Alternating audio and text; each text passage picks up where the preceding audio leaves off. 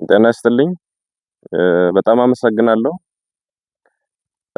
ከመነሻው መልእክቴን የማስተላልፈው በድካምና በጉንፋን ጫና ስር ሆኜ ስለሆነ አንዳንድ ምቾት የሚነሱ ነገሮች ቢፈጠሩ ወይ ቢታዩ ከወዲሁ ይቅርታ ጠይቃለሁ።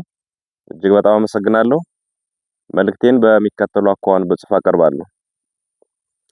ለአብሮነት ኢትዮጵያ ጊዜያዊ አስተባባሪ ኮሚቴ በቅድሚያ በዚህ ዝግጅት ላይ ስለጋበዛችሁን በጓዶችና በትግላችን ደጋፊዎች ስም አመሰግናለሁ። የአብይ አህመድን አገዛዝ ለመታገል እንድንገደድ ያደረገን ራሱ ግለሰቡና እርሱ የመሰረተው የግድያ የዝርፊያና የዘር ፍጅት መዋቅር ነው። የአማራ ህዝብ መንግስትነትን አሳምሮ የሚያውቅ ለመንግስትነት መጽናትም የሚዋደቅ የነጻነትን ጥቅምና ዋጋ በሚገባ የሚረዳ ህዝብ ነው። በዚህ መንግስትነትን በሚያውቅ ህዝብ ላይ ጊዜና ሁኔታ ተገጣጥሞለት የመንግስት መሪ የሆነው አብይ አህመድ ግን መንግስታዊ ስልጣንን ህዝብን በዘሩ ለመግደልና ለማፈናቀል የዘር ፍጅት ለመፈጸሚያነት አዋለው።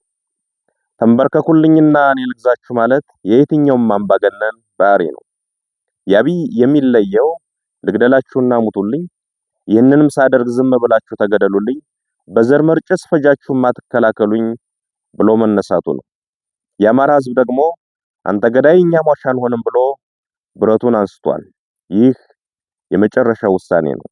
ከዚያ በፊት ህዝባችን ይህ ደም መፋሰስ ሳይመጣ የአብይ አህመድ አገዛዝ የአማራ ህዝብ ላይ የሚያደርሰው በደልና መፈናቀል፣ ጥቃትና ክፋት እንዲያቆም በሁሉም የክልሉ ዋና ዋና ከተሞች በሰልፍ ጠይቋል። በወቅቱ ህዝቡ በሰላማዊ ሰልፍ ጭምር አትግደሉኝና አታፈናቅሉኝ ብሎ ሲማጸን ራሱ አብይ የሰጠው መልስ እናንተ ጩኸታሞች የሚል ነበር። ቆይቶም የአማራን ህዝብ በብዙ ጸያፍ ቃላት መዝለፍ ጀመረ። ለተነሳ ሰላማዊ ጥያቄ ሁሉ ህዝብን መዝለፍ ሳይበቃው ጠመንጃህን ብቻ ሳይሆን ቀበቶህንም አስፈትቻን በረክካለሁ ብሎ ዘመተ። ቁጭ ብለን አንሞትም ያለ ትውልድ ይህ ሰውዬና ምስለኔዎቹ እስካሉ ድረስ እረፍትም ህይወትም አይኖረኝም ብሎ ህልውናውን ለማረጋገጥ እየታገለ ይገኛል። ወዳጆቻችን እንዲያስታውሱት፣ ጠላት ደግሞ እንዲገባው መግለጽ የሚያስፈልገኝ አንድ ነገር አለ። የአማራ ህዝብ ወደዚህ አይነት መራራ ትግል ውስጥ የገባው መሮት ብቻ አይደለም፣ የሰላም መንገዶች ሁሉ ተዘግተውበት እንጂ። የታመመ አዲስ አበባ ሄጄ ልታከም ቢል ተደብድቦ ይመለሳል። በተለያዩ የሀገሪቱ ክፍሎች ያለን አማራ እየገደሉ የተረፈውን አፈናቀሉት።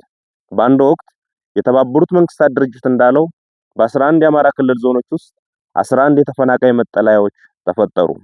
እነዚህን ተፈናቃዮች የደቡብ የኦሮሞ ወይም የቤንሻንጉል ህዝብ ያፈናቀላቸውና ውጡልኝ ያላቸው አይደሉም። ገድሎ የተረፉትንም ነቅሎ ያፈናቀላቸው የአብይ አህመድና የሽመልስ አብዲሳ አገዛዝ የአሻድሊ ሐሰን ተላላኪያዊ መዋቅርና ስራ ነው። የአማራን ህዝብ አፈናቅለው ብቻ አልበቃቸውም፣ በቀይም መጠን እንገላለን አሉት። አትግደሉኝ አታፈናቅሉኝ ብሎ በየከተማው በየአደባባዩ ተሰለፈ። ህዝባችን ለጠየቃቸው ጥያቄዎች ሁሉ የሚሰጠው ምላሽ ግድያና ጥቃት ሲሆን አሁንስ በዛ በሚል ውሳኔ እርምጃውን ከሰልፍ ወደ ሰይፍ አሳድጓል። ይህንን ሰይፍ ወደ አፎቶ የምንመልሰው አብይ አህመድና ግብረ አበሮቹ የአማራ ህዝብ የሚገድሉበት ክንድ ሲሰባበር ነው ብሎም ወሰነ።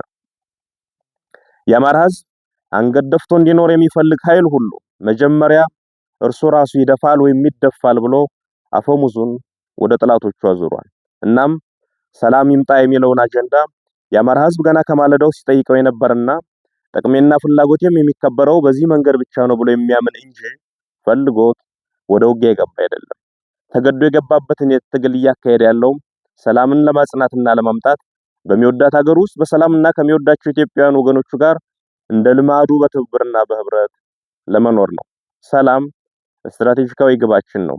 የትግላችን ግብም ህልውናችን በዘላቂነት ማረጋገጥና ሰላምን ማምጣት ነው። ሰላም ይምጣ፣ ጦርነት ይብቃ ማለት የጦርነት ጠማቂዎች ገለል ሊበሉ፣ የጦር ወንጀለኞች ለፍርድ ይቅረቡ ማለትም ነው።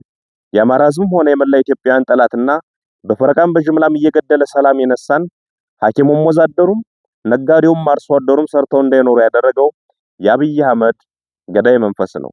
ይህ ገዳይ መንፈስ ሰላምን አይፈቅድም። መንግስትነትና መንግስታዊ ስልጣን እጅግ ጥንቃቄ የሚፈልግና ብቃትንም ግድ የሚል ቢሆንም የአብይ ገዳይ መንፈስ ግን መንግስትነቱን ለማሳየት የሚጥረው የመግደል አቅሙን በማስፋትና በማብዛት ነው።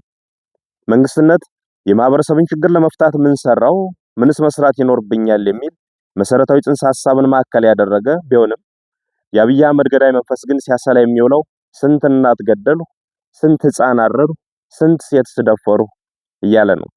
የአገር ልማት አቁሜ በ10 ቢሊዮን ዶላር እዋጋለሁ፣ ሺህ ዓመት እዋጋለሁ ሲል ያልሰማው ኢትዮጵያዊ የለም።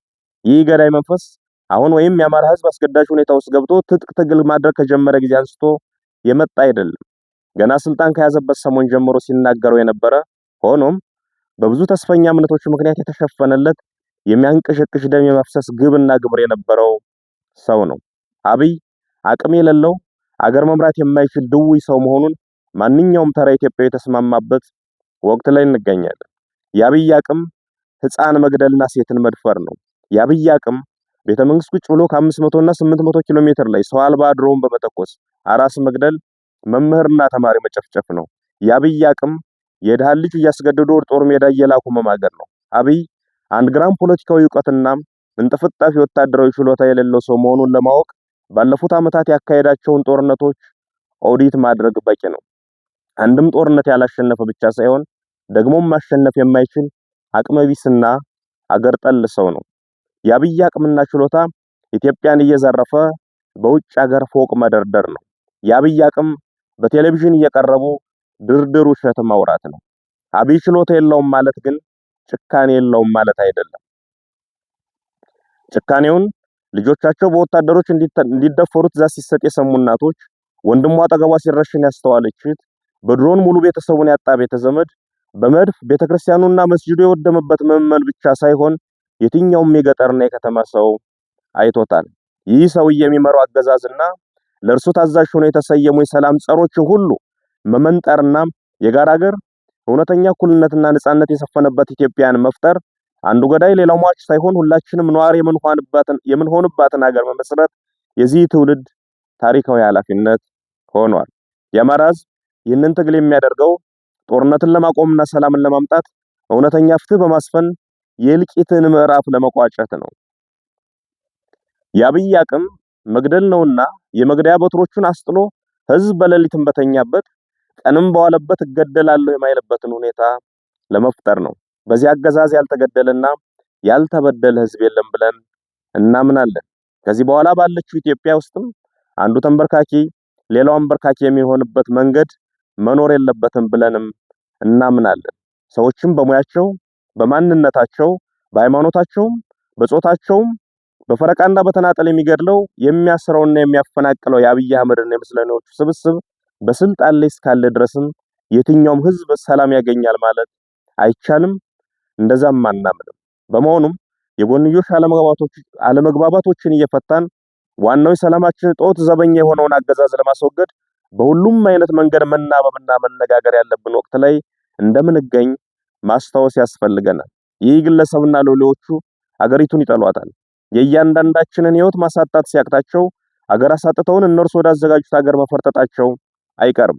ያ ከመሆኑ በፊት የአንዳችን ቁስል ለሌላችን ህመም ሆኖ አንዳችን ለሌላችን ደራሽ ሆነን ተባብረን ይህን አገዛዝ ለማስወገድ መናበብና የጋራ ግንባር ለመፍጠር መሽኮርመም የለብንም። የኢትዮጵያን ፖለቲካ ኃይሎች ገድዬ አሰሬና ከፋፍዬ ጨርሻለሁ የሚለውን የአብይ አህመድን እብሪት በመተባበርና በመነጋገር አንድ ሀገርና አንድ የጋራ ጠላት አለን በሚል መንፈስ በመረባረብ ማሳየት መታገል ይኖርብናል። አብሮነታችን መጀመር ያለበትም ከዚህ ነው። የጋራ ሀገር የጋራ ጠላት አለን፣ በጋራ መታገልም ይገባናል ብለን ማመን። ይህንን ስናደርግ ሰላምንም እናመጣለን፣ ጦርነትም ያበቃል። አዲስ ትውልድ፣ አዲስ አስተሳሰብ፣ አዲስ ተስፋ፣ ክፋት ለማንም በጎነት ለሁሉም። አመሰግናለሁ።